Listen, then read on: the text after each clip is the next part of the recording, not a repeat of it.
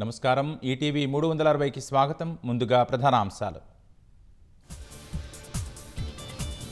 తమిళనటుడు విజయ్ ప్రచార సభలో ఘోర విషాదం. తొక్కిసలాటలో 39 మంది మృతి.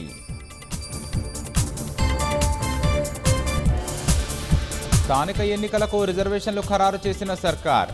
జెడ్పీ చైర్పర్సన్ పదవుల్లో 13 బీసీలకు కేటాయింపు. బీసీలకు 42% రిజర్వేషన్లపై సర్కార్కు హైకోర్టు నోటీసులు. కోటా పెంపు బిల్లు ఆమోదం పొందకుండా జీవో ఎలా ఇస్తారని ప్రశ్న. గ్రూప్ 1 విజేతలకు సీఎం రేవంత్ రెడ్డి దిశానిర్దేశం. రాష్ట్ర పునర్నిర్మాణానికి కలిసి రావాలని పిలుపు. ఫ్యూచర్ సిటీ నిర్మాణంలో మరో ముందడుగు. ఎఫ్సీడీఏ కార్యాలయం రేడియల్ రోడ్డుకు నేడు సీఎం శ్రీకారం. ఎడతెరిపి లేని వర్షాలకు జిల్లాల్లో పంటలు, రహదారులకు తీవ్ర నష్టం. నారాయణపేట జిల్లాలో షెడ్డు కూలి 10 ఏళ్ల చిన్నారి మృతి. ప్రపంచ తీవ్రవాదానికి పాకిస్తాన్ కేంద్రమన్న భారత్.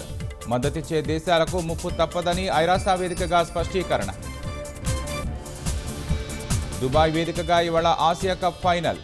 పాకిస్తాన్తో తలపడనున్న టీమిండియా.